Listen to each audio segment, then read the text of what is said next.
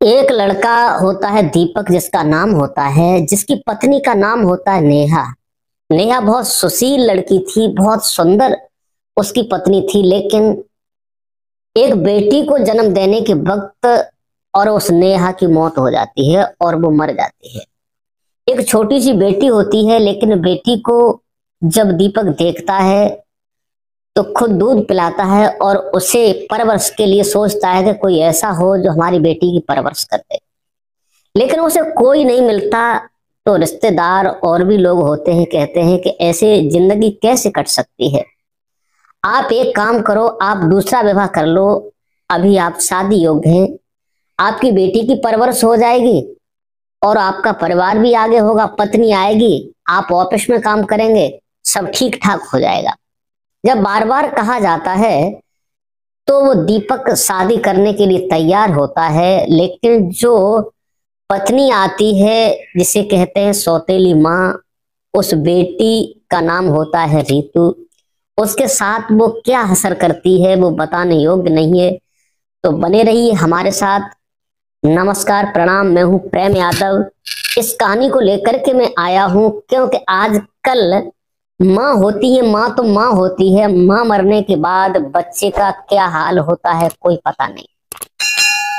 माँ दूसरी होती है, पिता तीसरा हो जाता है, फिर वो कुछ कह नहीं पाता। ऐसा ही इस दीपक के साथ हुआ है। इस कहानी को आप सुनेंगे तो आपके आंसू निकल पड़ेंगे।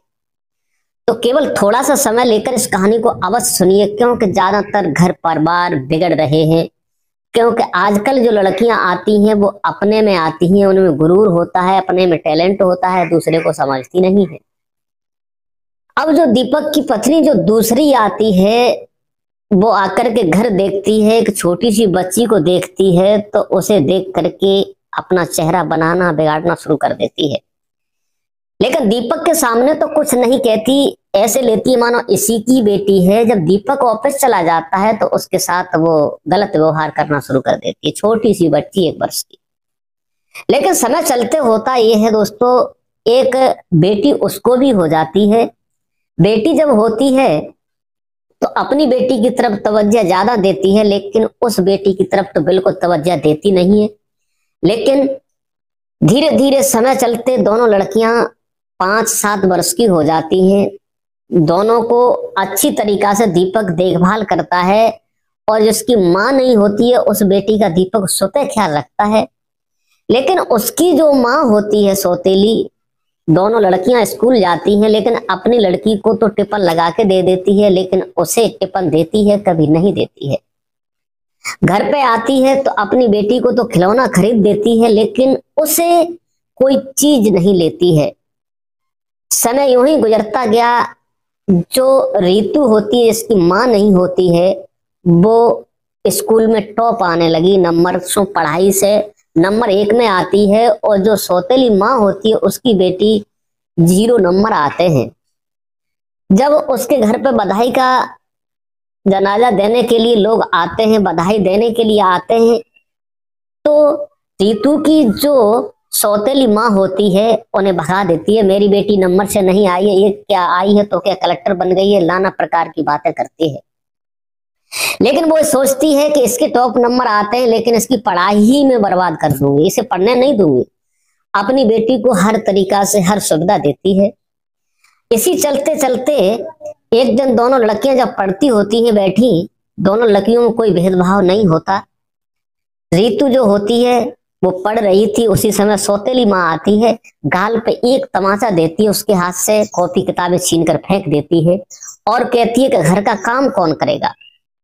उसे सारा काम, रसोई का, खाना से लेकर चाय बर्तन सौतेली माँ खड़े खड़े करवाती है। अगर नहीं करती है तो उसे मार पीट करती है।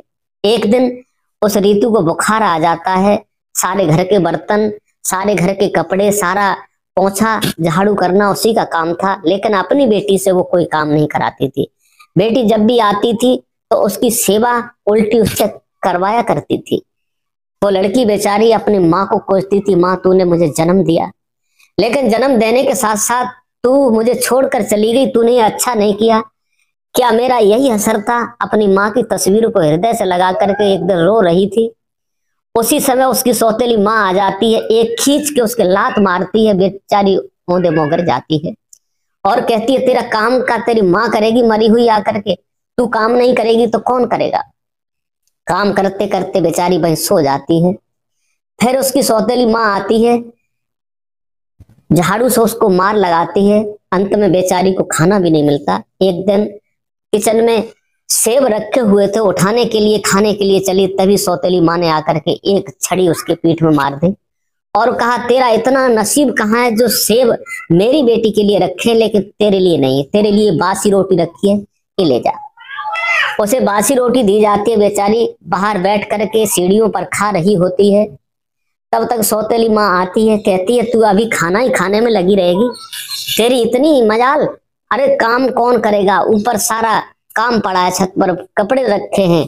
बेचारी भागती है, एक एक काम करती है, लेकिन समय कभी करवट ले सकता है। लेकिन सौतेली माँ एक दिन सोचती है क्या करूं, इस कांटे को किस प्रकार से निकाला जाए, क्या करना चाहिए। एक दिन उसकी बेटी स्कूल से आती है, कहती है माँ मेरे सर में दर्द हो रहा है, मुझे भूख लगी है, नाश्ता चाहिए।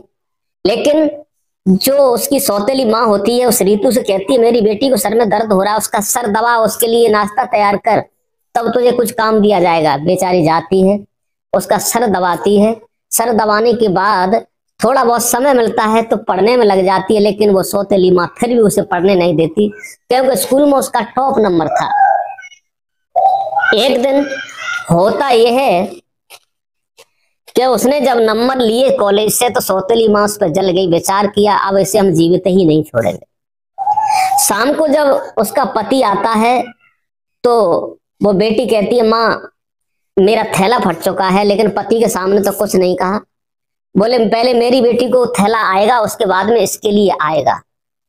उसका पिता कहता है कि दोनों बेटियों में कोई फर्क नहीं होना चाहिए। पति के सामने तो वो दोनों की सेवा करती थी, लेकिन पति के जाने के बाद उन्हें इतना परेशान करती थी, इतना परेशान करती थी कि वो बयां भी नहीं कर पाती थी। कहती थी अगर तूने बताया पिता को तो तेरी सोटों से खबर लेंगे, तेरी हम इतनी पिटाई करेंगे। लेकिन बेचारी कुछ नहीं कह पाती थी।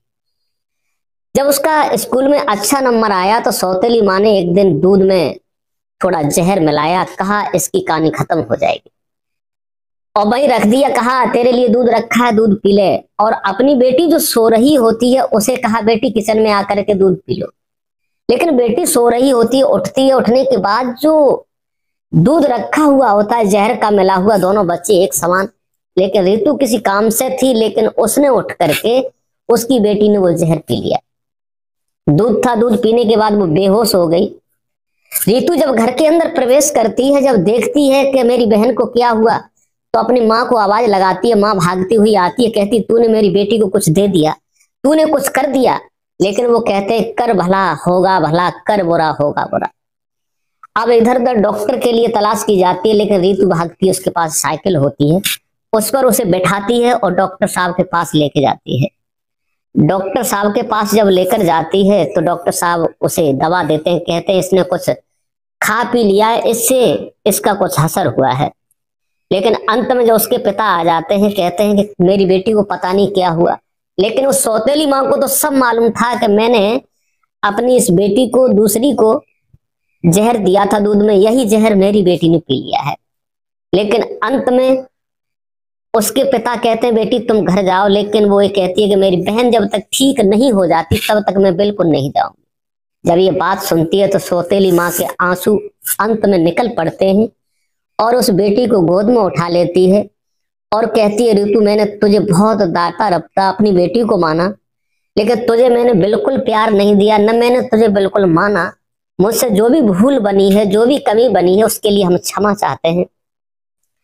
क्योंकि आजकल ऐसा होता है कि पश्चाताप ही एक समस्या का समाधान है। गलती करने के बाद पछताना हो जाए तो इससे बढ़कर के कुछ होता नहीं है।